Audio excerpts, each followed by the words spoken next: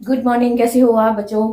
आज मैं 6 क्लास का क्वेश्चन पेपर सॉल्व कर रही हूँ। आप देखें कि आपने क्या क्या किया है, कौन से प्रश्न का क्या उत्तर दिया है। ध्यान से देखिए। सर्वार्ध साधिका ये चैप्टर एक पढ़ा हुआ है आपका। इसमें से मैंने 3 पंक्तियाँ अनुवाद के लिए दी हैं। मैं देखना चाहती हूँ कि आप अपने आप कितना अच्छा कर सकते हैं। तो ये सिर्फ 3 अंक का है। हर बार ये बताती हूँ कि अपठित गद्यांश को कम से कम 2 बार रीड करो, क्योंकि ये बिना पढ़ा हुआ होता है, पढ़े हुए चैप्टर में से नहीं होता। तो बिना पढ़ा हुआ होने के कारण इसको कम से कम 2 बार रीड करो अच्छे से। हर एक शब्द पर फिंगर रख कर पढ़ो। फिंगर रखने से क्या होगा कि हर एक शब्द पर आपका अलग ध्यान जाएगा अपना, और जहां जहां आपको लगता है कि ये शब्द नया आया है या आपको लगता है पूरा समझ आ रहा है, तो उस पर हल्की सी पेंसिल से लाइन अंडरलाइन करते जाओ। और जब आपको ये ठीक से समझ में आ जाए, 2 बार पढ़ने के बाद तीसरी बार अब प्रश्नों को पढ़ो और प्रश्नों के साथ उस लाइंस को मिलाओ, मैच करो कि इन प्रश्नों से रिलेटेड कौन से शब्द इसमें आ रहे हैं। उन पर अंडरलाइन कर लिया। अब अंडरलाइन करने के बाद अब 4th टाइम आप लिखने का प्रयास करें कोई जो भी प्रश्न दिया हुआ है।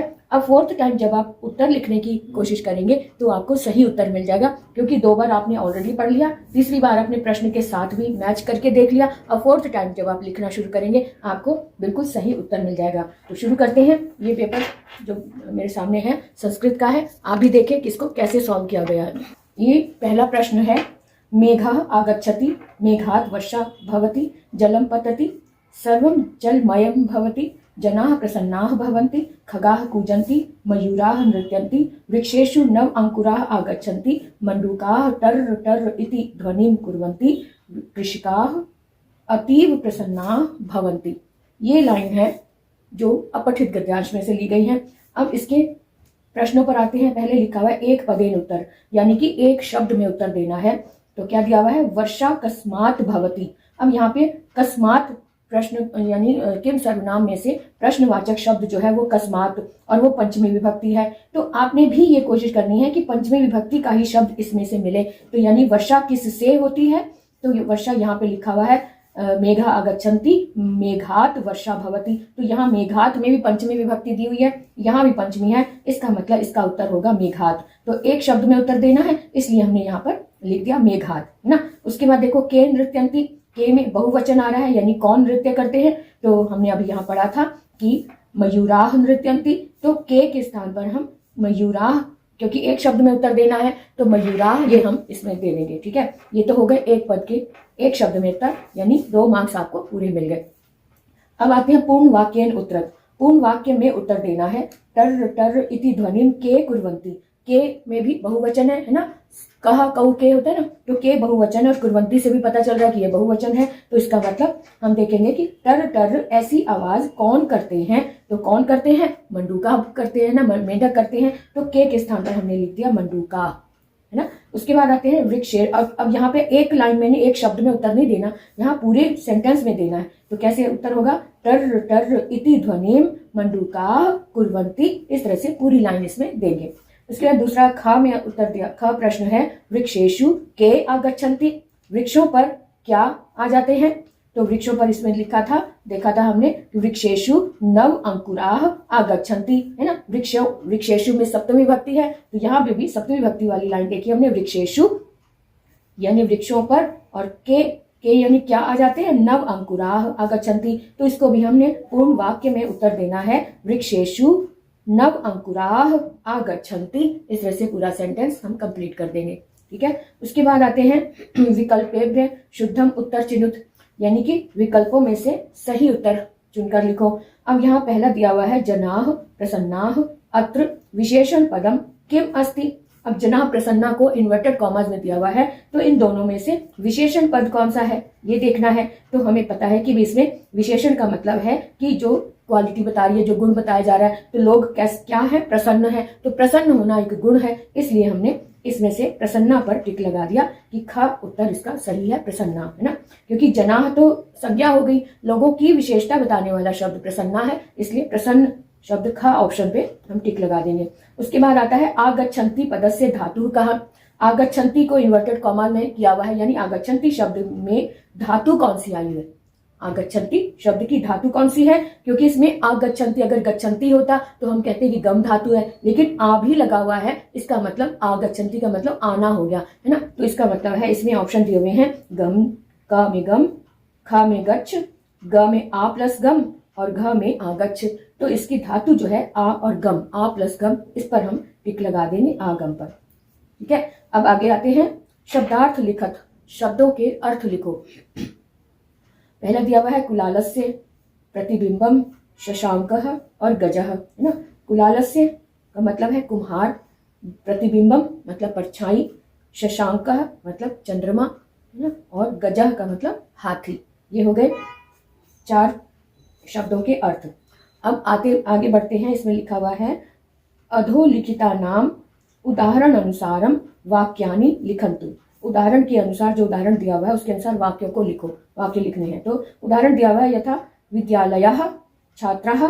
अब इन दोनों को मिलाकर एक सेंटेंस बनाना है षष्ठी विभक्ति के साथ, विद्यालयस्य छात्राः गच्छति, है ना। अब इनके आधार पर हमने इसको देखना। यहाँ दिया हुआ है क में रामः शब्द दिया है और दूसरा दिया हुआ है पुस्तकम और डैश लगाकर आनयति लिखा हुआ है। तो इसका मतलब हमें कैसे बनाना है, राम में षष्ठी विभक्ति लगानी है तो रामस्य पुस्तकम आनयति, है ना। अब दूसरा खा में दिया हुआ है वृक्षः फलम, ये दिया हुआ है और डैश लगाकर खादति लिखा हुआ है। तो हमने वृक्ष में षष्ठी विभक्ति लगानी है तो वृक्षस्य फलम खादति। इस तरह से हम इसे पूरा कर देंगे।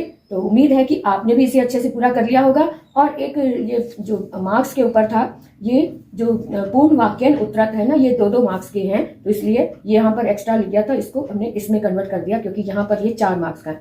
तो जो अपठित गद्यांश है वो 4 और 2 6 अंक का हो गया। अब आप परेशान मत होना। अब नेक्स्ट पेज पर देखते हैं क्या प्रश्न दिया हुआ है। नेक्स्ट पेज पर है निम्नलिखित अनुसार पदानाम वचनम पुरुषम च लिखन्तु। अब यहाँ पर शब्द दिया हुआ है पदम, पुरुषः और वचन, यानी जो शब्द दिया हुआ है इसका पुरुष बताना है, कौन सा पुरुष और कौन सा वचन है। तो शब्द दिया हुआ है नमति। नमति हमें पता है कि ये तीता अंति के हिसाब से देख लो तो आपको एकदम समझ आ जाएगा। टी लगा हुआ है, इसका मतलब ये प्रथम पुरुष का है और टी एक वचन में होता है, इसलिए एक प्रथम पुरुषः और एक वचनम, इसका उत्तर हो जाएगा। दूसरा शब्द दिया हुआ है खा कॉलम में गच्छति। तो गच्छति का मतलब भी जाना, यानी यहाँ भी टी लगा हुआ है, इसका मतलब ये भी प्रथम पुरुषः और एक वचनम, ये इसका उत्तर हो गया, है ना। उसके बाद नेक्स्ट पर आते हैं 5th प्रश्न पर। निम्नलिखित धातु रूपस्य रिक्त स्थानानि पूरयन्तु। अब यहाँ पर जो खाली स्थान है इसको भरना है। यहाँ पर एक वचन वाला शब्द दिया हुआ है और द्विवचन और बहुवचन को आपने भरना है। और ख में द्विवचन का शब्द दिया हुआ है और आपने इसमें प्रथम एक वचन और बहुवचन को फिल करना है। तो कैसे, एक वचन में तिष्ठति दिया हुआ है तो उसका बहुवचन तिष्ठतः और तिष्ठन्ति हो जाएगा, है ना। और ख में दिया हुआ है, खा के में दिया हुआ है स्थास्यथः, स्यथः दिया हुआ है, इसका मतलब ये मध्यम पुरुष का द्विवचन है। और स्य लगा हुआ है, इसका मतलब ये लिट लकार है। तो लिट लकार के रूप में मध्यम पुरुष में स्था धातु में क्या आता है वो देखेंगे। तो एक वचन में स्थास्यसि, स्थास्यथा दिया हुआ है और स्थास्यथ ये बहुवचन का रूप हो गया। तो इस तरह से हमने इसे भी सॉल्व कर लिया। तो तिष्ठति में तिष्ठता तिष्ठति और खा में स्थास्यसि और स्थास्यथ, ये हम इसमें भर देते हैं तो हमारा प्रश्न पूरा हो जाता है। तो ये भी 1 2 3 4 अंक का है, तो इसको भी हमें 4 अंक इसमें हमें पूरे मिल जाएंगे अगर आपने एज इट इज लिखा हुआ है। 6ठा प्रश्न दिया हुआ है हिंदी अनुवादम कुरुत। हिंदी में अनुवाद करो। आपकी पुस्तक की ही 3 लाइन दी हुई है, एक एक लाइन में। कैसे, तेषाम शशका नाम सभा भवति, यानी कि उन शशकों यानी खरगोशों की सभा होती है, क्योंकि शशका नाम में षष्ठी विभक्ति है। तो षष्ठी विभक्ति का मतलब है उन, इसमें भी षष्ठी विभक्ति है, तो उन खरगोशों की सभा होती है। ये इसका हिंदी रूपांतर हो गया। उसके बाद दूसरे में खा दिया हुआ है सर्वे शशकाः स्वमतम प्रकाशयन्ति, यानी सभी खरगोश अपना विचार प्रकट करते हैं, है ना। तो ये स्वमतम मैंने अपना, मतम मैंने विचार, अपना विचार प्रकट करते हैं। तीसरी लाइन में दिया हुआ है ग में परम ते समाधानम न प्राप्नुवन्ति, परंतु कोई भी समाधान प्राप्त नहीं होता। परंतु ते मैंने उनको, उन्हें कोई भी समाधान, यहाँ पे कोई भी लिखा नहीं हुआ ब्रैकेट में, इसलिए मैंने दिया कोई भी नहीं भी लिखा तो भी चलेगा, क्योंकि इसमें कोई भी का शब्द नहीं दिया हुआ। तो हमें क्या लिखना है, परंतु उन्हें समाधान प्राप्त नहीं हुआ, ये इसकी एग्जैक्ट लाइन हो जाएगी। तो इस तरह से ये तीनों लाइनों का हमने हिंदी रूपांतर, हिंदी अनुवाद भी कर लिया। अब आते हैं किस पर, चित्र वर्णन पे। चित्र वर्णन में एक चित्र दिया हुआ है जिसमें एक चित्र उद्यान का चित्र है, जिसमें दूर पहाड़ों की एक श्रृंखला दिखाई दे रही है। 3-4 पहाड़, 3-4 ये पेड़ भी लगे हुए हैं। एक घड़े के ऊपर कौवा बैठा हुआ है। एक लड़की अपने घर की ओर जा रही है, तो नीचे जो है छोटे छोटे से फ्लावर्स भी लगे हुए हैं और यहाँ पर सहायता के लिए शब्द भी दिए हुए हैं। तो इन शब्दों की सहायता से हम वाक्य बनाएंगे। तो कैसे? इदम एकम उद्यानस्य चित्रम अस्ति। हमने आपको समझाया था कि कोई भी चित्र हो पहली पंक्ति में इस तरह से लाइन बन जाती है, इदम चित्रम। अब जैसे ये उद्यान का चित्र है तो उद्यानस्य चित्रम अस्ति, एक लाइन तो ये बन गई आराम से। उसके बाद इस चित्र में क्या है वो देख लेते, क्या चीज ज्यादा है। ये वृक्ष, तीन चार वृक्ष दिखाई दे रहे हैं, तो इसको हमने ले लिया। अस्मिन चित्रे वृक्षाः सन्ति, है ना। उसके बाद हमने नई लाइन ले ली कि इसमें एक बालिका है, वो घर की तरफ जा रही है। तो इसमें शब्द भी दिए हुए हैं, बालिका स्वगृहं प्रति गच्छति, ये भी लिखा हुआ। तो इसी की सहायता से हमने ये ले लिया। अत्र एका बालिका, क्योंकि बालिका स्त्रीलिंग है इसलिए इसके साथ जो एक लगाएंगे उसमें भी स्त्रीलिंग लगाएंगे। तो अत्र एका बालिका स्वगृहं प्रति गच्छति, ये लाइन हो गई तीसरी। उसके बाद चौथी पंक्ति क्या लिखेंगे? अस्मिन चित्रे एका, क्योंकि एक घड़ा बना हुआ है उसके ऊपर एक कौवा बैठा हुआ है, तो कैसे लिखेंगे? अस्मिन चित्रे एकः काकः घटे तिष्ठति। अब यहाँ पे घटे भी दिया हुआ है, घटे में सप्तमी विभक्ति है यानी घड़े पर बैठा है। तो इस चित्र में एक कौवा घड़े पर बैठा है। अस्मिन चित्रे एकः काकः घटे तिष्ठति, ये लाइन हो गई। उसके बाद जो है पांचवी लाइन हम इस तरह से दे सकते हैं, इदम चित्रम, क्योंकि ये सारा ही चित्र जो है सुखदायक लग रहा है, अच्छा सा लग रहा है। तो कभी भी कोई भी चित्र जो सुखदायक वाला हो, अच्छी प्रसन्नता दे रहा हो, तो उसमें पांचवी लाइन में ये लाइन कॉमन वे में सभी किसी भी चित्र में इस तरह से दे सकते हैं। चित्र वर्णन में इदम चित्रम सुखदायकम अस्ति। तो पहली और पांचवी लाइन आराम से ये दो तो निश्चित रूप से किसी भी चित्र में बना सकते हैं, और जो बीच की तीन लाइनें हैं वो छोटे छोटे वाक्य इसमें से लेकर जो शब्द दिया है उनकी सहायता से हम बना सकते हैं। तो इस तरह से ये चित्र वर्णन पूर्ण हुआ। अगर आपने भी इस तरह से समझदारी से इनकी लाइन लिखी है तो आपको ये 5 अंक का है, 5 अंक पूरे मिल जाएंगे। ठीक है, तो आपने अपना पेपर मिला लिया होगा, तो और आप अपना गैस भी कर सकते हैं कि आपको कितने मार्क्स मिल रहे हैं। तो अब हम देखेंगे कि आपने शीट में क्या क्या लिखा है। तो अब हम शीट चेक करेंगे।